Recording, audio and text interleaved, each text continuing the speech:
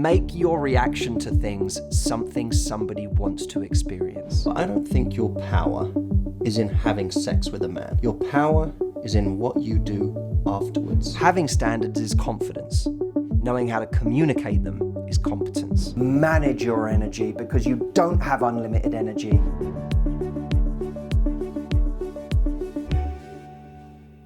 The first 2 weeks of attraction are really, really important because if we don't make a great impression there, no one cares how great we're going to be in week 4 or month 6. So here are 4 things you can do to hook somebody in the first 2 weeks. Number 1, have a real dates-only policy. It is quite common these days, as you know, for a guy to attempt the Netflix and chill date before he's earned it. So when a guy says to you, hey, do you want to come over later tonight? We can order in and snuggle. What I want you to send him is, as much as I like a snuggle, I prefer to get out into the world with someone first.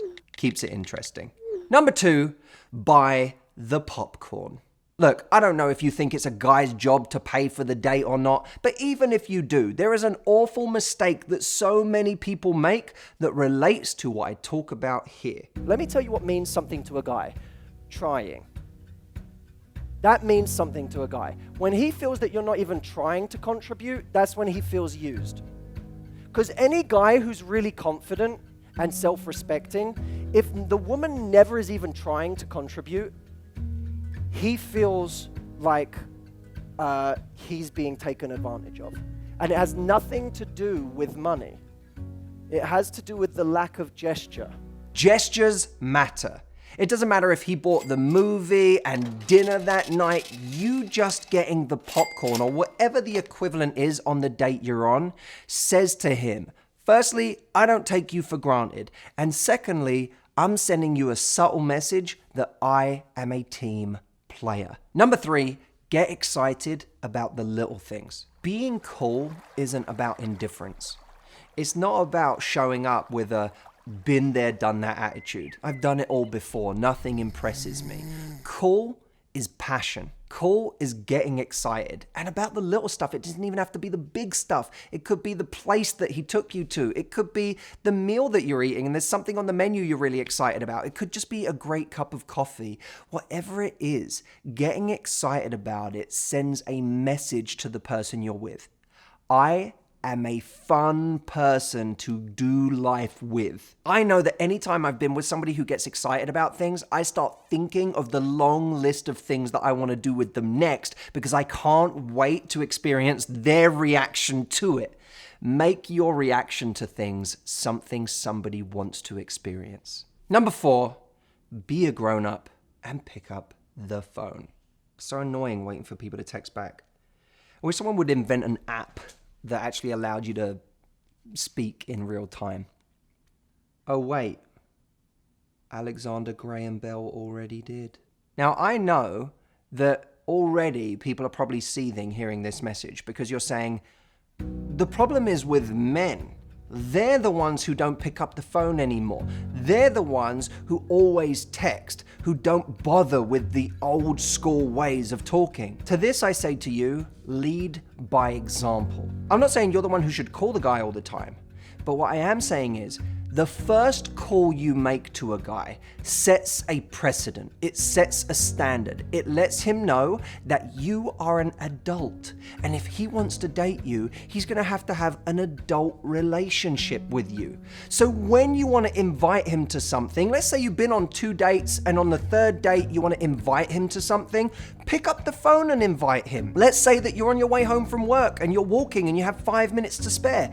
Pick up the phone and say hi to him. That moment where you speak to him on the phone tells him the standard you expect from him in return. And it also gives him a license to call you, because many guys don't even know that they can or they should. When you call him, it tells him it's also okay for you to call me.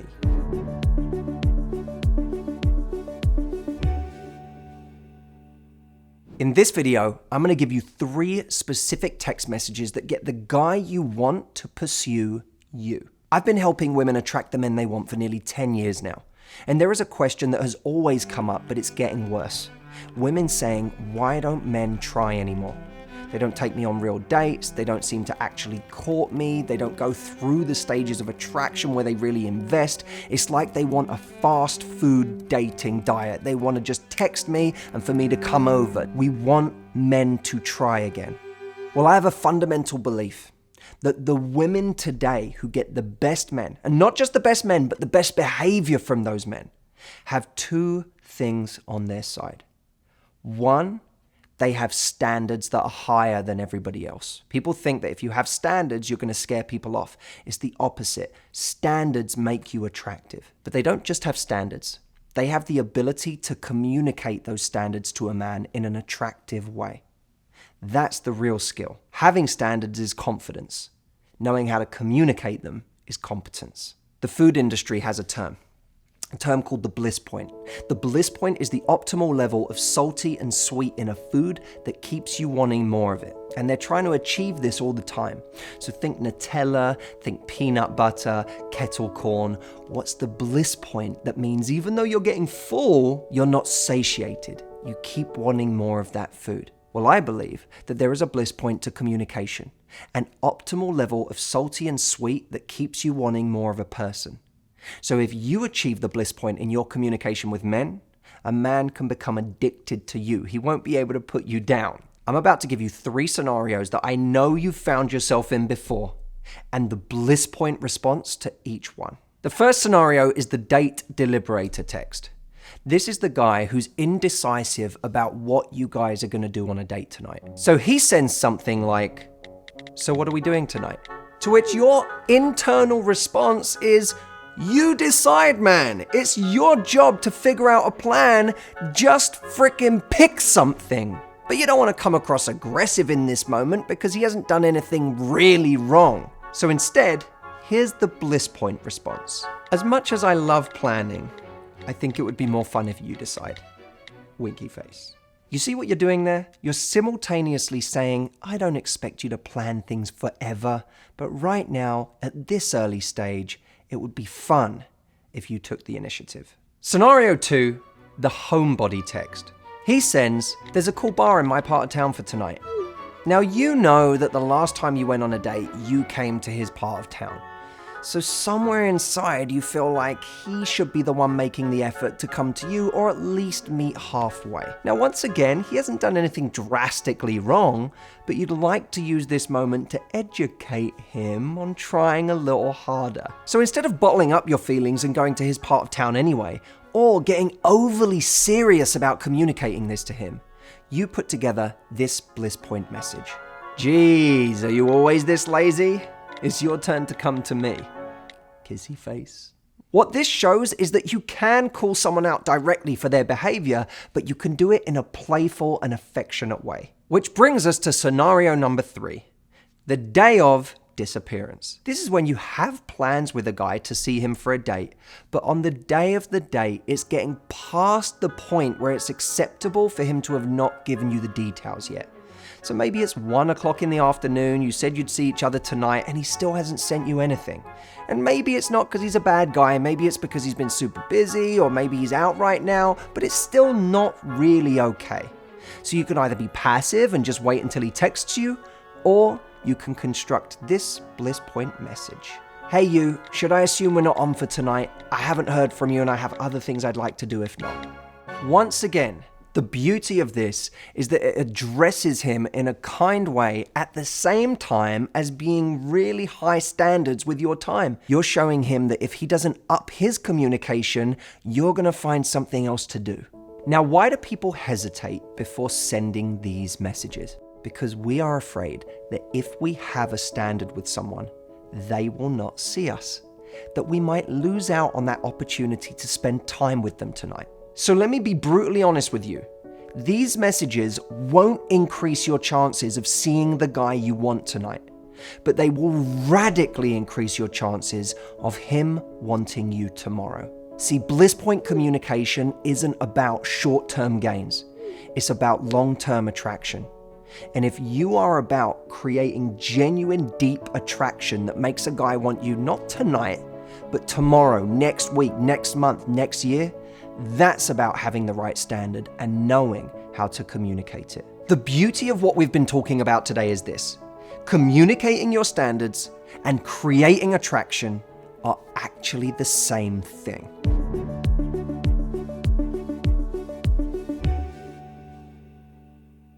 So, you had sex with him. Now, many people think that once a man has sex with a woman, she gives up her power and he begins to lose interest. But I don't think your power is in having sex with a man. Your power is in what you do afterwards. So in this video, I'm going to talk you through 3 things that not only allow you to maintain your power, but actually make him want you more after the fact. Number 1, Don't be weird. Many people, after waking up, having slept with someone, an intimate act, then all of a sudden start behaving really awkwardly, like the few hours of sleep in between drove this giant wedge between them, and now instead of being warm and affectionate, they're kind of cold and neurotic. They're worried about their hair or their breath. They're scrambling for their clothes, trying to make sure that that person who's just slept with them doesn't see their naked body. It's a shame. Because actually, if we were calm and in a good state and happy and positive and just had a playful vibe with that person in the morning, they'd see us as much more confident and in control. So, in the morning, here's what you do. You give a little deadline. You say to him, I have to go soon. I have so much to do today. And then you give him a big cuddle. Because then when you're cuddling up to him, he's not thinking, is this person going to be here forever? Is this going to be awkward trying to figure out when I or she leaves? You've already put that marker in his mind. Then you can just enjoy the affection. And when you leave, give him a nice affectionate kiss. All of this, by the way, is presuming you actually like the guy. If this guy is someone you actually like, give him a nice affectionate kiss. It's what you should do after you've just slept with someone. And then leave and go about your busy day. Step number 2, later that day, send a killer text. I'm going to read you this text, and then I'm going to tell you why it contains everything you need to say. I had a great time with you last night. Good luck with your meeting today. Then a little kissy face. Why does this do what you need it to do? First, you're saying, I had a great time with you last night. A small act of vulnerability and femininity. It's a moment where you can be candid with him. Too many people play it too cool for school, like they don't care, and in the process, they dehumanize the whole thing, the act of intimacy they've just had with a person. Then when you say, good luck in your meeting today with a little kiss, it's a moment where it's personal. You're saying something that relates to something you've said. If you know he's doing something fun today, you could say, have fun doing XYZ today. Whatever it is, take a moment to acknowledge something that's going on in his day. The problem with the way so many people approach what they do after intimacy is they either get too vulnerable and too close to somebody where all of a sudden it's now like they expect the relationship to have moved 10 steps forward for having slept with them. Or they go too casual to the point where it seems like it didn't mean anything to them that they slept together last night.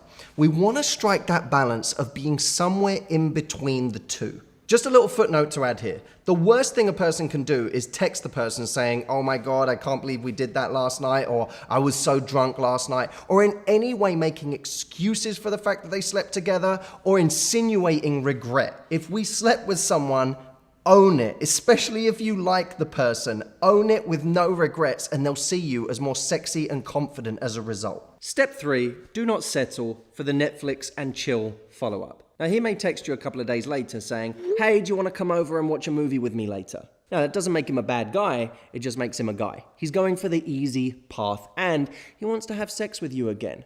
Who can blame him? He's only human. But you want more. So what do you say?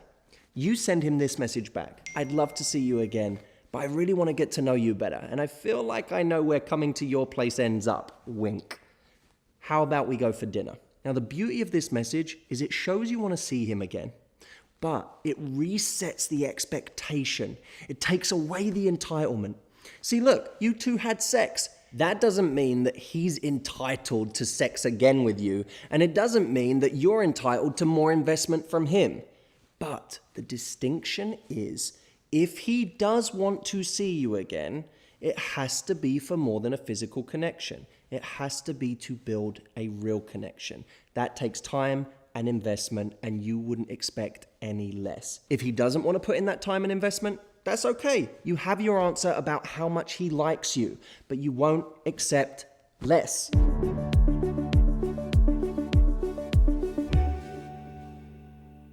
Look, truth is, most people who watch this channel want a relationship. Relationships? Yes. Dating?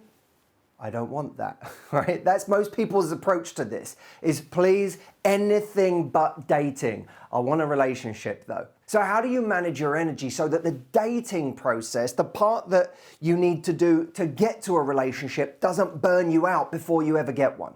Here are 5 ways to manage your energy in the process. Number 1, be wary of projecting your hopes and dreams onto the person you're on a date with. So many people start dating somebody, they get overexcited about that person, they get excited about the projection of them, not the real them. How could they? They barely know this person. And all of a sudden the stakes become very high because it becomes very important that this goes well, because after all, this is the right person. You're projecting your hopes, your dreams onto the person in front of you. They are a blank canvas on which to put everything you've always wanted in your love life. When the stakes go up like that, so does your adrenaline. Your energy starts to spike as you give more and more to this person. Even if you don't show it to this person, just the anxiety that comes with having made them so important burns energy.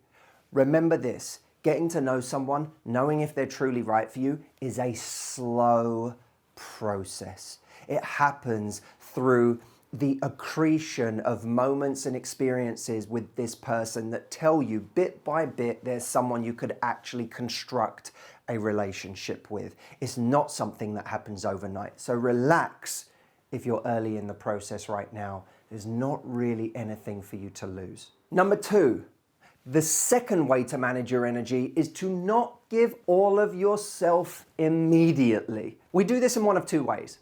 We either give someone the absolute best of us, or we give someone the worst of us. Both are too much energy for where we're at in the process in early dating. Now, giving someone the worst of us would mean showing them all of our insecurities, talking about our angry feelings towards our ex about our last breakup, talking about the intimacy issues we have from something that's happened to us in our life. Essentially taking all of the difficult things in our life, or all of the struggles we're currently having, and placing them in front of the other person at an inappropriate stage. Now, giving the best of us is doing things for this person right now, showing parts of us, giving an amount of energy that is unearned. It could be clearing our schedule for someone who has really not earned it at this stage. It could be going out of our way to give them the greatest date ever, when really we should just be in a stage of getting to know them a little better. It could be that they told us of a certain baked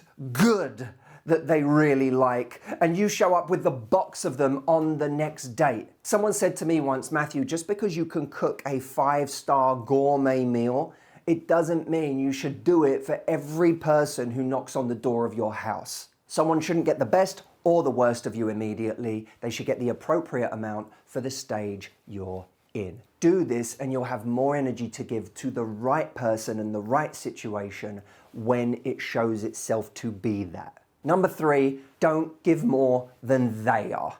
Mirror the amount of investment you are getting from this person. Now, that doesn't mean that every once in a while you can't step out of the dynamic that you've created with this person to lead for a moment, to show a little bit more energy or investment, to see how they respond to that. That's okay. If no one ever did that, things would never move forward. So at some point, somebody's got to bravely step out of the current dynamic. However, when you do that, you have to actually watch to see if that is mirrored back at you. For example, if you texted someone in the morning saying, "Good morning, how are you?" and that's not something either of you are accustomed to doing for each other, wait and see how this person responds. The next day, don't send the same message, because otherwise you're now in a dynamic of doing that every day. You're continuing to invest every day without seeing if they're willing to do the same, if they ever take the lead. Let them come to you in equal amounts. Number 4, don't make them a priority before they've done the same for you. You have to start prioritizing each other equally. If someone doesn't talk to you for a couple of weeks and then out of nowhere wants to see you in 3 hours, hey, what are you doing this evening? Do you want to come and do this? That's something you should be inherently suspicious of. There's nothing wrong, by the way, with accepting a spontaneous date. Nothing wrong at all. From someone who has a history and a record of trying with you, from someone who's been investing, then it just becomes something fun and romantic and spontaneous. But when someone who hasn't been trying all of a sudden texts us and wants us to make them a priority out of nowhere, this calls for something very different. It doesn't mean completely ignoring, because ignoring someone doesn't communicate our standards. What it means is responding with something that elegantly communicates that this isn't enough for you. Number 5, to not reach out anytime you're craving attention. We have to make a clear distinction anytime we're reaching out to someone. Am I reaching out right now in a way that's organic, because I really have something to say or share, some value to add to this person's day?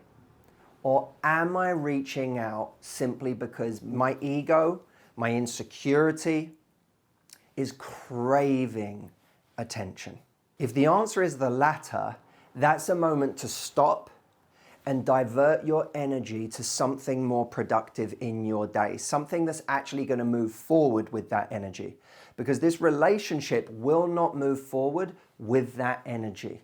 And we have to understand, and this is just understanding the ego, understanding our own self-esteem, that is a bottomless well. That need for attention will never be satiated. So even if you do get a response from that person right now in this moment, 3 hours from now, you'll be feeling the same thing again, because reassurance doesn't last. What we need to do in that moment is take that energy and pour it into something that's actually going to make our lives richer, that's going to make us stronger, and that's going to create a more confident us to bring back to the person that we want to attract. Don't give energy because you're craving attention. Give energy for real connection.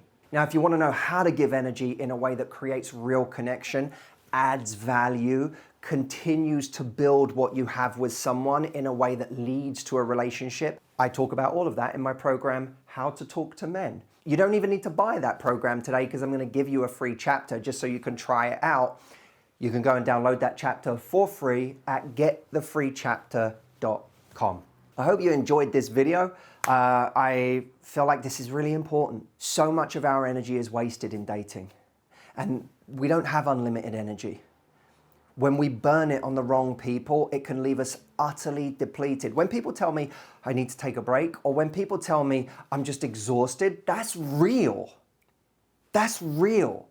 We can get utterly burnt out. When you've just been dating someone for months or years, giving them your best energy, and they've just become a vacuum for the best parts of you, and they've not been replenishing the well for you, you can come out of that feeling completely taxed and exasperated and burnt out in a way that makes you not want to go anywhere near the dating process for a while. We have to protect ourselves from ever getting to that place. And that's the point of this video. Manage your energy, because you don't have unlimited energy.